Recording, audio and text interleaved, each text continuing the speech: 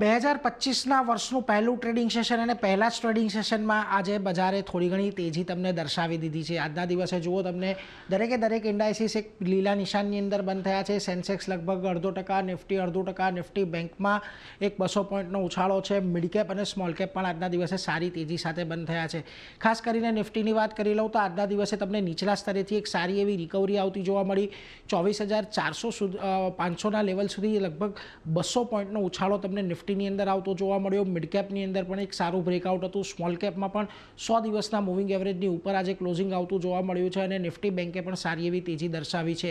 આજના દિવસે હવે સેક્ટર પર ખાસ કરીને નજર કરી લો તો ઓટો નંબર્સ આવ્યા અને ત્યારબાદ ઓટો સ્ટોક્સમાં આજે સારી તેજી જોવા મળી। એમએનએમ મારુતિ જેવા દિગ્ગજો ચાલ્યા એટલા માટે ઓટો સ્ટોક્સમાં તેજી છે। એનર્જીમાં એક સારી તેજી રહી। ફિન નિફ્ટીની અંદર લગભગ 0.5%નો ઉછાળો આવ્યો અને છેલ્લે સરકારી કંપનીઓ આજે થોડું ઘણું સારી પરફોર્મ કરતી જોવા મળી છે। પરંતુ જે સેક્ટર્સ આજના દિવસે થોડા ઘણા દબાણમાં રહે એમાંથી જો રિયલ્ટી અને મેટલ સેક્ટર છે કે જ્યાં આગળ આજના દિવસે તમને એક લાલ નિશાનની અંદર કારોબાર જોવા મળ્યો છે। નિફ્ટીના ફ્રન્ટ પરથી આજે તમને જ્યાં સારી એવી તેજી જોવા મળી એમાંથી ખાસ કરીને મારુતિ સુઝુકી અને એમએનએમનો સમાવેશ થાય છે।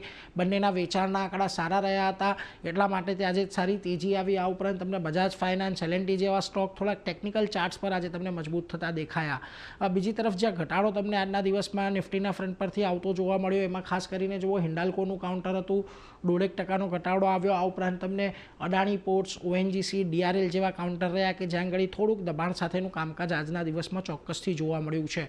મિડકેપના ફ્રન્ટ પરથી આજે તમે જોશો તમને એસજીવીએનનું કાઉન્ટર લગભગ 6% જેટલું મોટું વધતું દેખાયું।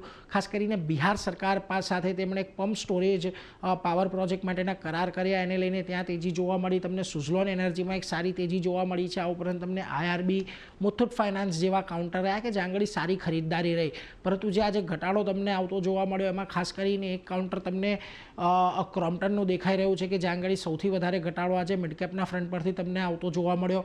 આ ઉપરાંત તમે જુઓ પેટીએમના કાઉન્ટરમાં લગભગ 3% ઘટાડો આવ્યો। Phoenix Mills, Prestige Estate, Indian Bank જેવા કાઉન્ટર રહ્યા કે જ્યાં આગળ સારો એવો ઘટાડો રહ્યો। ખાસ કરીને પેટીએમમાં જે એનપીસીઆઈના ન્યૂઝ આપણને આવતા દેખાયા કે જે કેપ માટેની મર્યાદા હતી એને થોડીક લંબાવી છે। પેટીએમને નવા યુઝર્સ માટેની પરમિશન આપી છે એટલા માટે પેટીએમ થોડુંક દબાણમાં રહ્યું। ઓવરઓલ આજના દિવસનું બજાર થોડુંક પોઝિટિવ નોટ પર ચોક્કસથી આપણને બંધ થતું જોવા મળ્યું છે અને ખાસ કરીને અહીંયાથી મિડકેપ સ્મોલ કેપની અંદર જે ટેકનિકલી ક્લોઝિંગ આવ્યું છે ઘણું મહત્ત્વનું છે એટલે અહીંયાથી મિડકેપ સ્મોલ કેપમાં તેજી વધે એવી તો એક અપેક્ષા છે જ, પરંતુ નિફ્ટી હજી પોતાની 200 દિવસની મૂવિંગ એવરેજથી નીચે છે એટલે એને પાર કરવું એક આગળની તેજી માટે ઘણું મહત્ત્વનું રહેવાનું છે।